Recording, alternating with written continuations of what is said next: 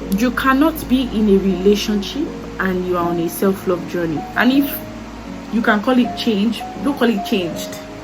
It's obvious that the moment you start doing things for yourself is the moment you start, like, it will be easier for people to know how to take care of you the way you take care of yourself. Because you know what you want, you didn't accept what was available. Your higher self already practices self-love, or is even an embodiment of self-love. You're unlearning. At the end of the day, you're unlearning. Give yourself time to unlearn. Give yourself sometimes you can be end up cold, but in actual you're happy. They'll be defending themselves, they'll be dismissing your feelings, and they'll also be deflecting.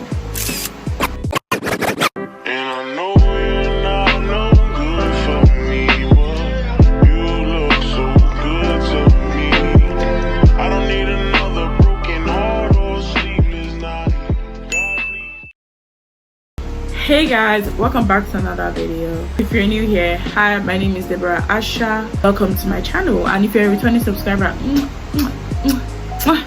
I love you. In today's video, I am gonna pretty much be doing something different. So here are things no one tells you about self-love. Okay, so I've been on a self-love journey for a while, and it's not lonely, but you're alone on the journey. Okay, so you will cry. I say you will cry. You will cry. You would unlearn. You will learn. You would fight, because you will fight to break the box you kept yourself in for a long time. You would cry, like, for many reasons, as or probably childhood trauma. You would cry at the realization of it, the part of it that nobody really talks about. And I feel like, honestly speaking, it should be top of the radar. Like, people should be dishing it out as it comes. So number one thing is your standards will increase. Your standards will definitely increase. Definitely. So, you know, they always talk about the physical part of self-love. Oh, get your nails done, get your hair done, work out if you don't like how you look, do this if you do this, like anything physical that requires a change, you need to do it. But one thing they don't let you know is that the moment you start doing things for yourself is the moment your standards increase. So it's like, yo, I'm doing this for myself, and you don't want to reciprocate the energy by doing things for me in terms of relationship, in terms of friendships. Yes. So how do I explain it? You would buy yourself gifts, you do this, and you are in a friend group, and you're attending to the person's love language, but they are not attending to yours. Your standards increase, your circle reduces, because nobody can meet up, and you have to set boundaries. And then people start thinking, you've changed, you've done this. Sister, do like this. Nobody changed. We're growing, okay? And if you can call it change, don't call it changed. Call it change. Don't call it changed. Just say growth, and all that. So yeah, that's number one. Your standards will definitely increase. What you do for yourself, and as the fact that your standards also increase, your not expectations, like the things you do for yourself is what a man will observe from you. Not all men. Okay, that's why you become intentional with your time and space. Don't worry, I'm gonna get to that later. But most importantly, that if you do your hair, if you do your nails, if your hair is always done every week, and he sees this and he notices this, he will start doing it for you, because she loves you. But it's obvious that the moment you start doing things for yourself is the moment you start, like, it will be easier for people to know how to take care of you the way you take care of yourself. 2, the moment you start realizing that not everybody is for you on this journey, you will start, in fact, masks will start falling down. The wolves in sheep clothing will start removing sharp, because you're not collecting bullshit anymore. So it's like, Okay, let's say I don't like it when people talk about me instead of to me, and then you hear your friend did that, and you walk up to your friend and be like, oh, I heard you talked about me, and then the person's like, yeah, it wasn't like that though, da da da da. But you know damn well that before you even came to confront her, you've already heard shit a lot, and that there was a particular information you gave her that you know that nobody else would have known that information. You set the boundary there and there. I'm not saying don't talk to her, a Christian, a Christ follower, don't do that. I'm not saying don't talk to her, like, hey, hi, that's all. That's you setting boundary. That's not you keeping malice. That's not you keeping a grudge. None of that. So just be you, do you, keep it pushing. Okay, so you are able to set boundaries better when you're on a self-love journey, and it kind of like opens, what I think, Ash, kind of opens your eyes to start seeing the rubbish that people say, and just start being intentional with the information you consume. Like, now, you're not even that fine, but okay, cut. It helps you realize it. Number 3, how you start thinking is going to be different, because you would want to start moving like your future self. You would force it. You would get overwhelmed because you want to start moving like your future self. So okay, you start making decisions. Okay, let me explain it better. Yeah, you want to rush the process, and so you shouldn't rush the process. You have this eagerness to be your future self, your current self, and then you get overwhelmed about the fact that your future self does this, but your present self doesn't do this. So you start dragging yourself and you get overwhelmed and all that kind of thing. And I don't know what number it is, you become vulnerable. You become soft because you're letting go of so many things. I wouldn't say healing, but it comes with the process. But you're letting go of so many things, so many energies, so many friends, so many, like, you're okay with the idea of letting them go. In fact, you are growing and you're becoming beautiful because of the comfort you see your higher self doing. And obviously your higher self already practiced self-love. Like, what I say, your higher self already practiced self-love, or is even an embodiment of self-love. And obviously there's some certain things that they would do that would require some level of vulnerability to experience the soft life, the comfort. At the end of the day, what your future self is at peace, obviously. So, and the only way to be at peace is that if you let go. And the moment you let go, you start becoming vulnerable. So, like, now, for instance, if on a normal day you're not really the kind of person that like tells people when they are wrong, or tells people how you feel about a certain thing that they did to you, trust me, you will start doing it. You will start becoming vulnerable, and a good vulnerable. And it's also in line with masks or fall off type shit. Like, so if you walk up to somebody or your friend, quote unquote, and be like, oh, I didn't like what you did. Like, you're telling them you're feeling though. You're not telling them, you're not pointing finger, you're not like shouting. You're just telling them how you feel. And guess what they do? They start becoming defensive. In fact, they do the 3Ds in one conversation. They'll be defending themselves, they'll be dismissing your feelings, and they'll also be deflecting. The conversation that you're not having, they'll have it. Doesn't make sense. So that way, as you are being vulnerable, although it's something you don't do normally, if you're being vulnerable, you tend to notice that so this is how you've been all along. Like, I can't. And funny part is, we actually know why we don't open up in the first place. We know why. Oh, this person will react a certain way, this person will do this person will do that. But at the end of the day, you're a collateral damage.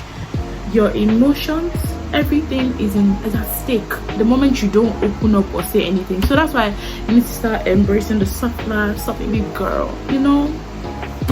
And another thing that you need to know on this self-love journey that nobody really talks about is that there is a perfect self-image that you have of yourself. There's this perfect self, like, I'll wait till I do this before I can do this. I'll do this before I can do this, I can do that. You're unlearning. At the end of the day, you're unlearning.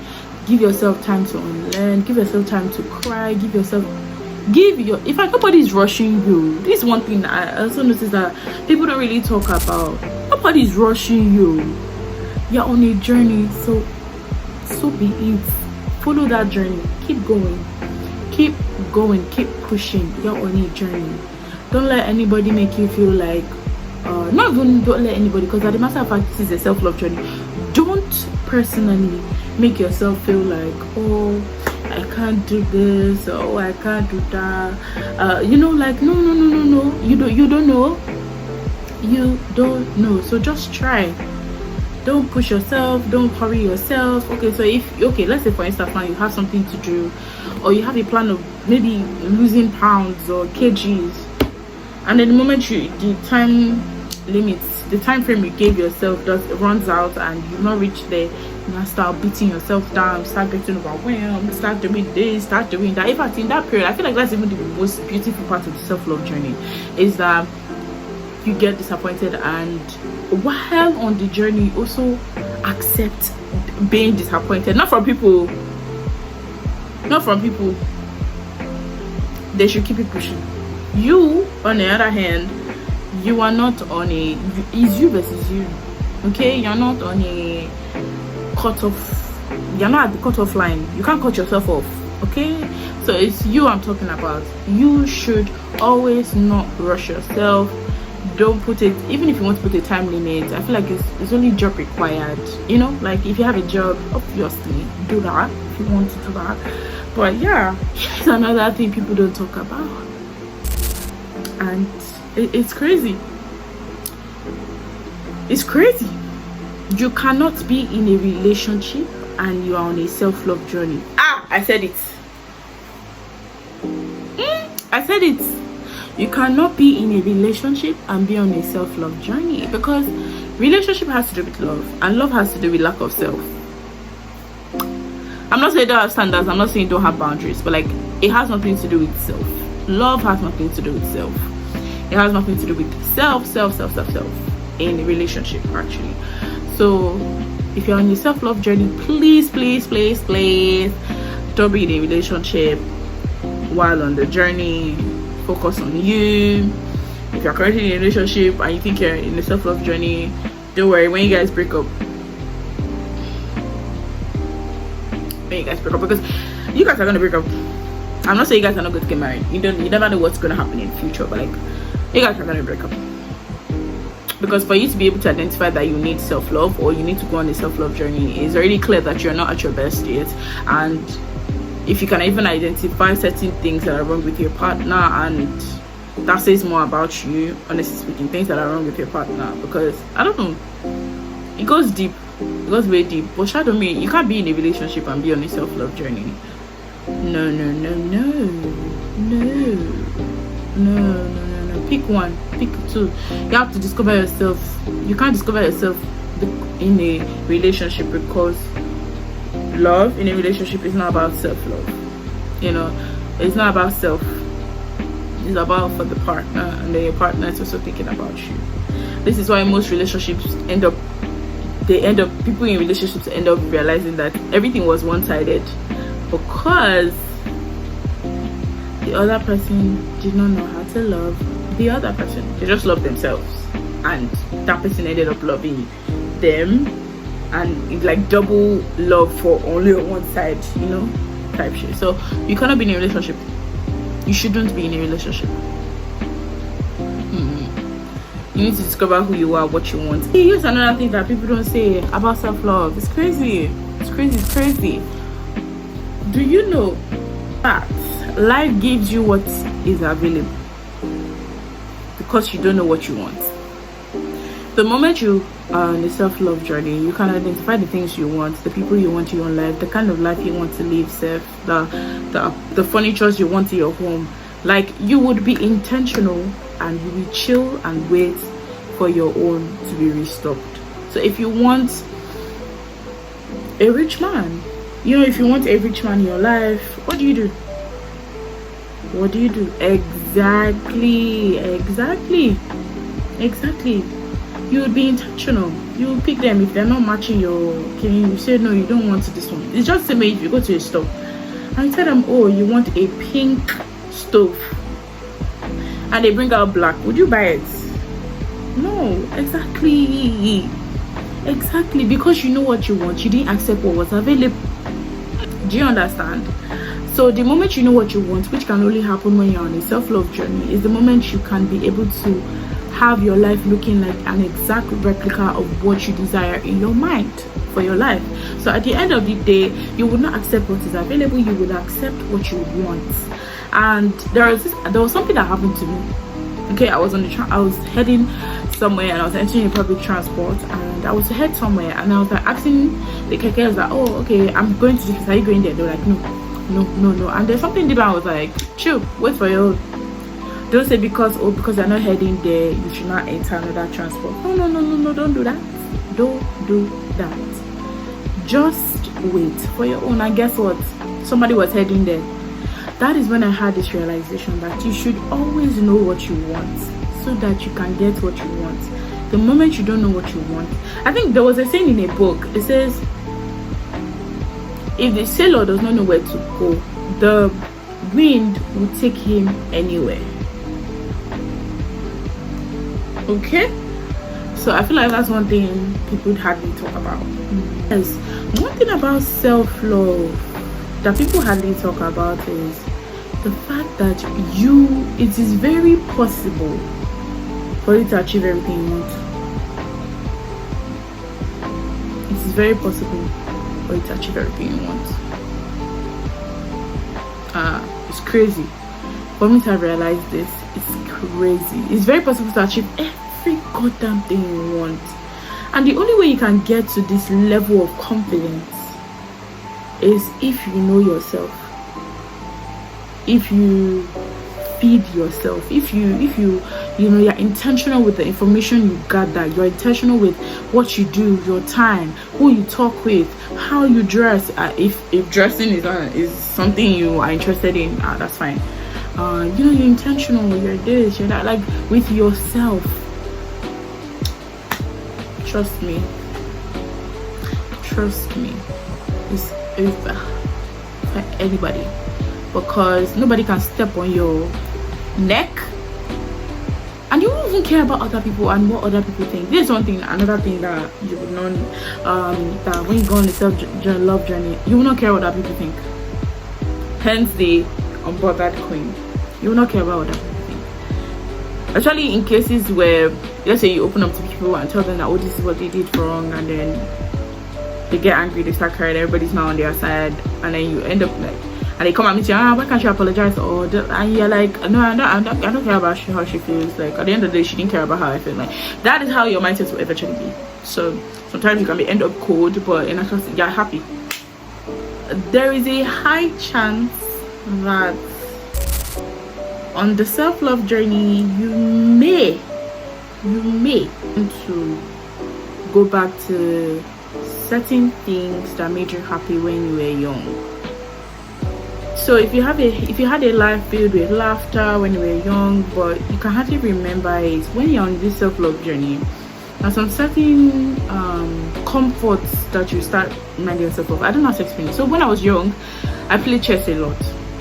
I enjoyed chess, and now I'm very intentional with my time. So I start playing chess, and I'm like, oh, I'm enjoying this. Or like music, like just a lot of things, swimming. Like now, like it's crazy. It has been 13 years or close to 14 since I have swum, and then when I swam, I was like, oh my god, like it brought back a feeling of like my inner child is happy, So yeah, anyways, I feel like everybody needs to go on a self-love journey and whatnot, and have self-awareness and just grow, honestly speaking. And if you're on a self-love journey and you don't know how far you've gone, let me ask you some questions that you can answer it by yourself. So, number one, what do you regret most in life? Number two, what is that thing that you lacked that made you go on a self-love journey? Have you solved it? Have you replenished it? Have you reflected on it? Have you started doing, like, okay, let's say for instance, now you lacked happiness. Now, are you happy? Happiness varies for different people. So those two questions you can answer. If you can answer them, then yes, you're on the right path and the right journey. I have come to the end of this video, unfortunately, and yeah, please do not forget to like, comment and subscribe. Turn on your post notification bells to know when I post a next video.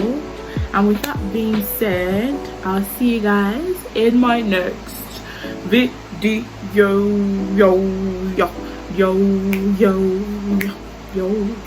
I'll see you guys in my next video.